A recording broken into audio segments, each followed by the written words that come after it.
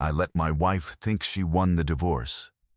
Her lawyer called her 1 hour later crying my name is Raymond.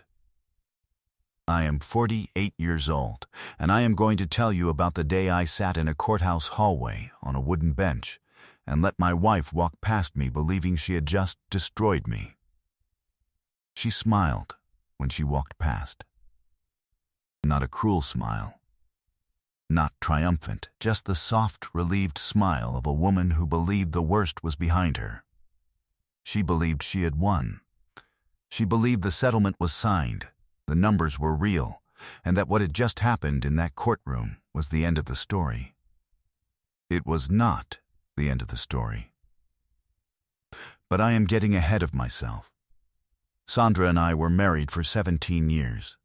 We met when I was 31 and she was 29 at a conference in Charlotte for mid-level professionals who were all trying to look more important than they felt. She was funny and direct, and she had this way of cutting through pretense that I found immediately attractive. I thought that quality would serve a marriage well. For the first 10 years it did. The last 7 were a different matter. I will not reconstruct the full decline of our marriage here, because that is a long and painful excavation I have mostly completed in private. What I will say is that Sandra changed.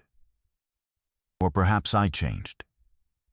Or perhaps we had always been fundamentally mismatched and the early years were too full of momentum and children and mortgages to notice. We had 2 daughters, 11 and 14 at the time of the divorce. They are the axis around which every decision I made was built, and I want that to be clear before I tell you anything else. Sandra filed. She had been planning it for longer than I knew. She had opened a separate account 8 months before she handed me the papers. She had taken photographs of documents in my home office. She had consulted 3 attorneys before settling on one named Gerald Fitch, who was expensive and methodical and had a reputation for aggressive asset discovery. When Gerald Fitch is your wife's attorney and you are a man with a moderately successful business and property holdings, you have a choice. You can fight loudly and spend 2 years and $200,000 in legal fees tearing each other apart in discovery and depositions and motions. Or you can be very, very quiet and very, very patient and let the other side make the mistake of believing they have already won. I chose the second option. My attorney was a woman named Constance. She had been practicing family law for 30 years, and she did not believe in drama. She believed in documentation, timing, and the particular power of allowing an overconfident opponent to fully commit to a position before you showed them why that position was wrong. We had our first strategy session 3 days after Sandra served me. Constance sat across from me and said, "Tell me everything, not the version you'd tell a friend. Everything." So I did. I told her about the business structure. I told her about the property I had purchased before the marriage that had appreciated significantly during it. I told her about the consulting income that I had routed through a structure that predated our marriage by 6 years. I told her about the note I held on a small commercial property that most people who knew me did not know existed. Constance listened. She asked precise questions. She took careful notes. When I finished, she looked at her notepad for a long moment. Then she looked up and said, "Raymond, your wife's attorney is going to come at you with a very specific theory. He's going to argue that your business grew substantially during the marriage due to marital contributions, your wife's support, her labor in the household, her role in enabling your professional success. He's going to try to classify a significant portion of that growth as a marital asset." I said I understood. She said, "The theory is not frivolous. Courts have ruled that way. The question is whether his numbers are right, and whether his timeline is right, and whether the structure of your business actually supports his argument." I said, "It doesn't." She said, "Then we let him build his case. We do not tip him off.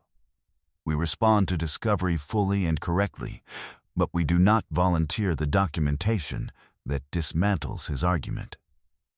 We let him commit, and then, at the right moment, we show the court what he missed. That became our strategy.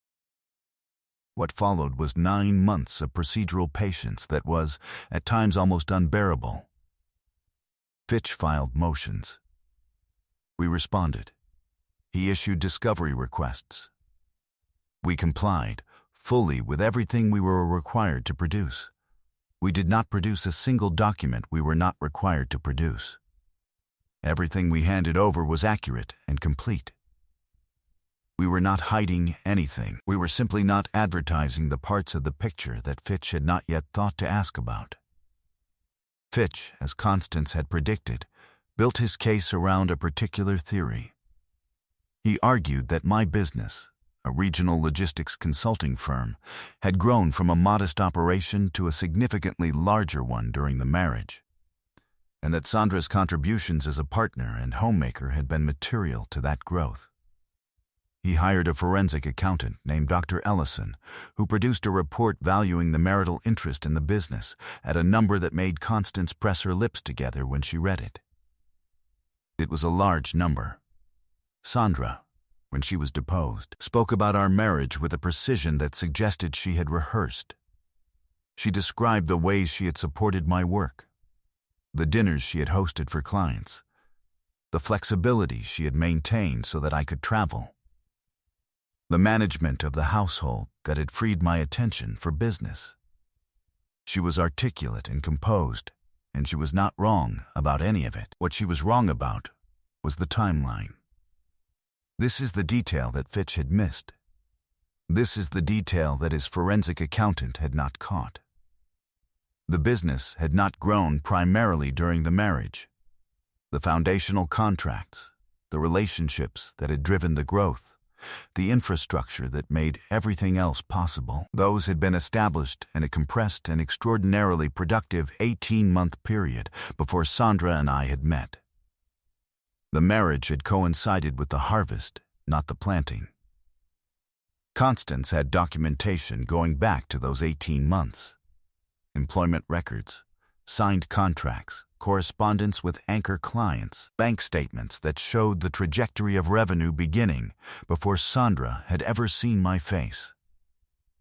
We did not produce this documentation during discovery. We were not required to.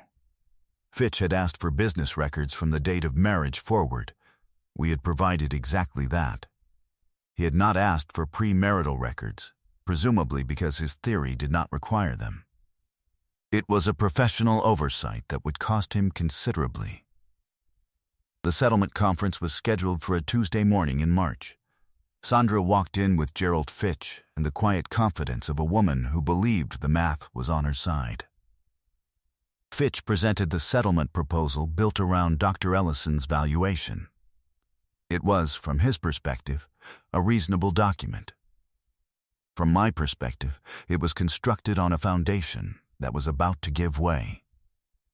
Constance let him finish. Then she opened her briefcase. She produced a binder that was, by my count, about 2 inches thick. She produced it without theater, without preamble, with the calm efficiency of someone who had done this before and knew exactly what was about to happen. She said, "We appreciate the proposal. Before we respond to the settlement terms, we'd like to walk through some documentation regarding the growth timeline of the business that we believe is material to Dr. Ellison's valuation." Fitch said, with the practiced patience of a man who expected this to be a minor complication, "Of course." Constance began walking through the records, contract by contract, client relationship by client relationship, revenue figure by revenue figure. All of it dated. All of it originating in the period before the marriage. The room got very quiet at around the 3rd contract. Fitch's posture changed around the 5th. By the time Constance had finished presenting the premarital revenue structure, Dr. Ellison's valuation had a significant problem. The growth he had attributed to the marital period was not growth that had occurred during the marital period. It was consolidation and expansion of a foundation that had been built before Sandra and I had ever spoken. Fitch asked for a recess. He spent 40 minutes in the hallway with his phone. When he came back, the settlement proposal had changed considerably. Sandra did not understand what had happened yet.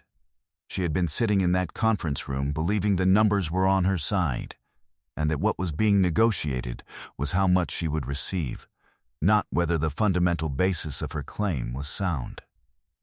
She signed the revised settlement with the careful attention of a person reading a document she assumed was a formality. It was not a formality. The settlement she signed was substantially different from the one Fitch had presented that morning. The marital estate, properly defined by a timeline that now included the pre-marital documentation, was significantly smaller than Fitch's valuation had suggested. Sandra received what she was legally and legitimately entitled to receive. It was not nothing. It was fair. But it was not the number she had spent 9 months believing she would walk away with. We left the courthouse at different times. Her first, then me. She passed me in the hallway. She smiled. The soft, relieved smile of a woman who thought the worst was behind her, who thought she had just gotten what she wanted. I nodded. I did not say anything. I sat on the wooden bench near the elevator and I let her go. 57 minutes later, my phone buzzed. It was Constance. She said, "Fitch just called me."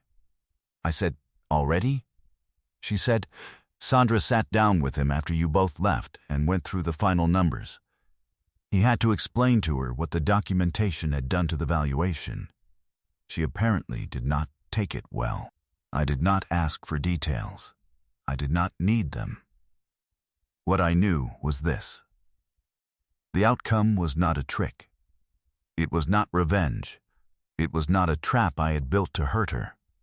It was simply the result of two people who had prepared for two different versions of the same case, and one of those versions had the documentation to support it, and one of them did not. I have thought about this many times in the years since.